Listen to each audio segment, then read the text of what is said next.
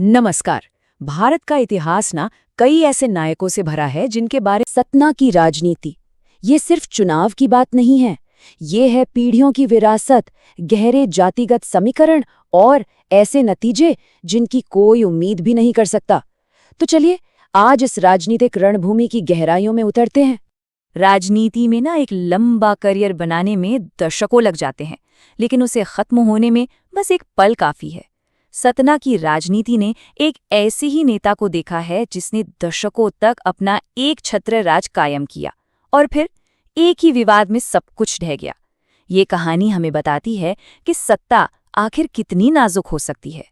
तो चलिए कहानी की शुरुआत करते हैं और इस कहानी के केंद्र में है एक ऐसे व्यक्ति जिनका करियर, जिनकी कहानी सतना की राजनीति की पूरी तस्वीर हमारे सामने रख देती है। तो कौन थे ये? इनका नाम था गुलशेर अहमद और वो सिर्फ एक नेता नहीं थे बल्कि एक राजनीतिक दिग्गज थे।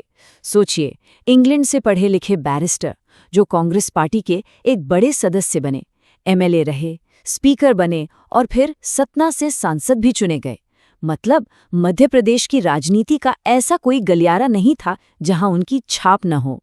तो 1980 में सतना से सांसद बने और 1993 तक आते आते हिमाचल प्रदेश के गवर्नर के पद तक पहुंच गए। उनका करियर लगातार ऊंचाइयों को छू रहा था, सब कुछ सही चल रहा था, लेकिन फिर अचानक उसी साल सब कुछ बदल गया। तो सवाल उठता है कि आखिर इतने बड़े राजनीतिक करियर का अंत इतना अचानक कैसे हो गया? क्या हुआ था? इसका जवाब छिपा था इलेक्शन कमीशन की एक रिपोर्ट में, एक ऐसी रिपोर्ट जिसने सब कुछ बदल कर रख दिया। हुआ ये कि उन्हें अपने बेटे के चुनाव प्रचार में अपने पद का गलत इस्तेमाल करने का दोषी पाया गया और बस यही उनके इस्तीफे की वजह बनी। लेकिन देखिए, गुलशेर अहमद की कहानी सिर्फ एक व्यक्ति की कहानी नहीं है। ये उस राजनीतिक अखाड़े की कहानी है जिसे हम सब सतना के नाम से जानते हैं। सतना की एक खास बात है, यहाँ के वोटर्स किसी एक पार्टी के वोकर नहीं रहते। यहाँ के चुनावी नतीजे हमेशा से ही बेहद अप्रत्याशित रहे हैं और यही बात है जो हर चुनाव को यहाँ एक थ्रिलर मुकाबला बना देती है। जरा इन आंकड़ों पर नजर डालिए। ये सतना की पूरी राजनीतिक कहानी बयां करते हैं। बीजेपी और उससे पहले के दलों ने यहाँ 10 बार जीत हासिल की है। जाहिर है उनका दबदबा रहा है, लेकिन कांग्रेस भी 3 बार जीती है। और दिलचस्प बात यह है कि बीएसपी की एक जीत ने भी यहाँ के समीकरणों में एक बड़ा मोड़ ला दिया था। तो असल में सतना की राजनीति को चलाता कौन है? कौन है वो चेहरे? चलिए अब मिलते हैं उन परिवारों और उन प्रतिद्वंदियों से जिन्होंने पीढ़ियों से इस क्षेत्र की राजनीति को, यहाँ की किस्मत को एक नया आकार दिया है। एक तरफ थे कांग्रेस के एक बहुत बड़े दिग्गज अर्जुन सिंह, पूर्व मुख्यमंत्री जिन्होंने 1991 में यहाँ से सीट जीती। लेकिन फिर 1996 में एक बहुत बड़ा उलटफेर हुआ। एंट्री हुई बीएसपी के सुखलाल कुशवाहा की। उन्होंने न सिर्फ चुनाव जीता बल्कि 2 पूर्व मुख्यमंत्रियों को हराया और ऐसा करके उन्होंने सवर्ण उम्मीदवारों के वर्चस्व को सीधी सीधी चुनौती दे दी। और जानते हैं, ये पुरानी प्रतिद्वंद्विता आज भी जिंदा है, बस चेहरे नए हैं।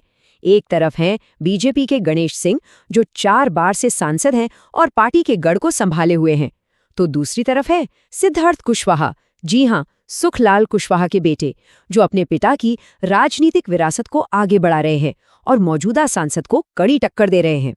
लेकिन सतना में चुनाव सिर्फ इन बड़े नेताओं के बीच नहीं लड़े जाते। असली लड़ाई तो पर्दे के पीछे लड़ी जाती है, जातिगत समीकरणों के एक बहुत ही जटिल जाल में। और सतना की राजनीति को समझने के लिए ओबीसी यानी अन्य पिछड़ा वर्ग, इस टर्म को समझना बहुत जरूरी है। देखिए, ये सरकार द्वारा उन जातियों को दिया गया एक नाम है जो शैक्षिक या सामाजिक रूप से पिछड़े हैं। और सतना में ये सिर्फ एक कैटेगरी नहीं बल्कि सबसे बड़ा और सबसे प्रभावशाली वोटर ग्रुप है। ये नंबर्स देखिए, ये सतना के जातिगत गणित को बिल्कुल साफ कर देते हैं। लगभग 35% वोटर्स ओबीसी समुदाय से हैं, मतलब सबसे बड़ा वोट बैंक। इसके ठीक पीछे 30% वोटर्स ब्राह्मण और ठाकुर हैं और फिर 25% SC/ST वोटर्स। ये है यहाँ का पूरा खेल। अब यहाँ एक दिलचस्प मोड़ आता है। जब दोनों मुख्य उम्मीदवार यानी गणेश सिंह और सिद्धार्थ कुशवाहा दोनों ही ओबीसी समुदाय से आते हैं, तो क्या होता है? जाहिर है ओबीसी वोट बट जाता है। और जैसा कि द न्यू इंडियन एक्सप्रेस का ये कोट कहता है, ठीक यहीं पर ब्राह्मण और ठाकुर वोट किंग मेकर बन जाते हैं। उनकी भूमिका निर्णायक हो जाती है। तो ये जो विरासत है, ये जो जातिगत समीकरण है, ये आज के राजनीतिक मैदान में कैसे टकराते हैं?